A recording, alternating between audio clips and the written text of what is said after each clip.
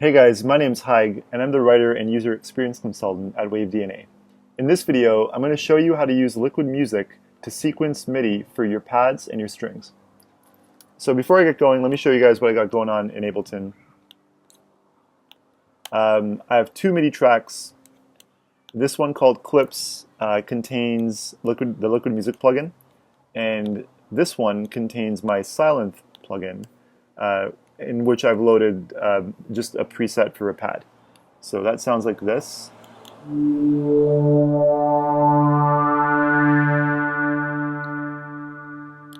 Okay, so the first step is to create a clip by double-clicking an empty clip slot and switch to Liquid Music. So how I like to begin sequencing for strings is to create a chord progression. So let me switch my key to something minor. So I'm in a minor mood here. And I'll just begin kind of blindly clicking about, and here we go. So I have 4 chords. I'm going to loop these 4 chords, and the very first thing I'm going to do is I want to draw a straight line because I like to have my strings kind of just smoothly transition from one to another. I don't want to have huge leaps from one chord to the other. So I'm going to hold the Option key on my keyboard, and I'm going to click and drag across. You could also hold the Alt key if you're a Windows user.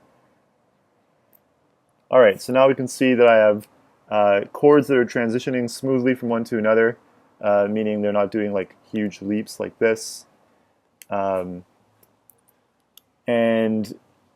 the first thing we notice is that in the rhythm section, I have quarter notes. So that's not really going to be conducive to the pad that I've selected that needs a little bit of time to actually develop and swell in volume. So what I'm going to do is I'm going to switch to this rhythm tab up here. And in the rhythm layer preset section, I'm going to scroll down to all whole notes. So what this is going to do is it's going to give me one long note on the downbeat of each bar. Okay, there we go. So let's take a listen to what this sounds like.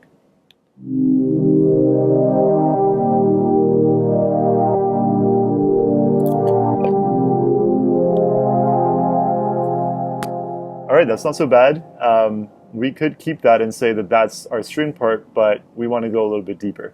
So what I want to show you guys is some of the tools that we can use in the voice tab, depending on what you got going on in the chords. So right now, what we have in the chords are simple triads, meaning that every one of these chords only has 3 notes in it. So there's 3 possible ways they can be arranged, and that comes into play when you're using the voice control. So we're not going to dive too deep into any of these features. I'm going to show you guys how to do some pretty interesting stuff just using the presets that already exist. So what we have right now are 3 voices stacked in kind of like a closed grouping. We can also hear what this sounds like if we spread those voices. So you could either load the 3-voice spread or manually do it. I'm going to load the spread, and just for comparison, actually, before I do that, let's hear what we have.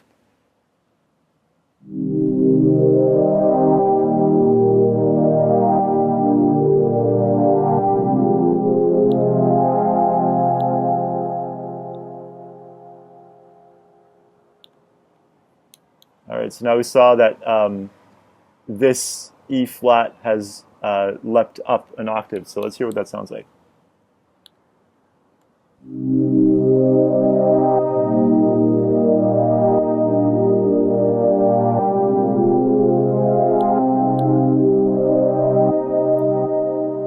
So you can hear that there's kind of like this new presence up at the top of that chord, and that already sounds kind of like a little bit more interesting than anything I'd ever be able to play on a piano, and we could keep that and move forward with it, but again, we want to dive a little bit deeper. If you were happy with your 3 voice chords and kind of like what you're using the pads for is as like a gel or a gluing component to a track, and you're going to have that at like minus dB, like 20 dB in your mix, and you're not too concerned about it, then you could leave that and kind of move on with your life. If you wanted to have something a little bit more colorful, we could add a couple of modifiers to this chord and then see what we have going on in the voice section. So I'm going to do that. I'm going to add a 7 to my C minor. I'm going to make that an E flat major 7. G minor 7, and F minor 7. So all I need to do to follow the ones that were in key is click these dark blue cells, and automatically now these will give me in key chords. Just to kind of give us a reference, I'm going to go back to where we were. So actually, I'll just reset this entire panel, and I'm going to add one more note. So now these are all 4-note chords, so you'll need 4 notes activated in your voice control, and let's hear what that sounds like.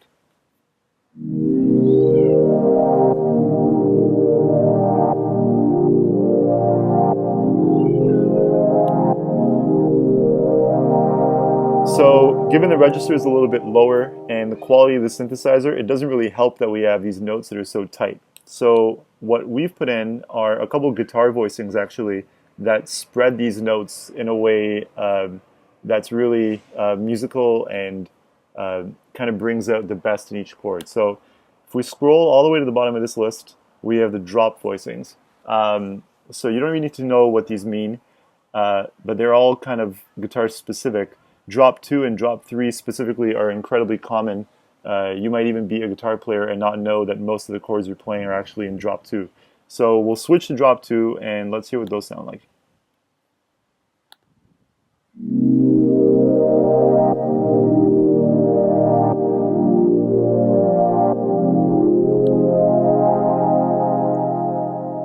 And similarly, if I go to drop 3, I'm going to have a little bit more of a spread. And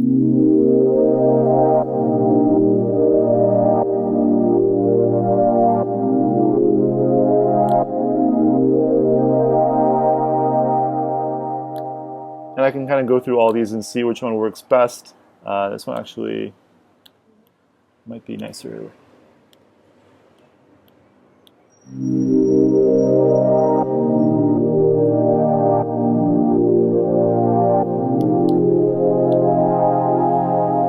So we can hear some really pronounced differences between the notes because each note is in its own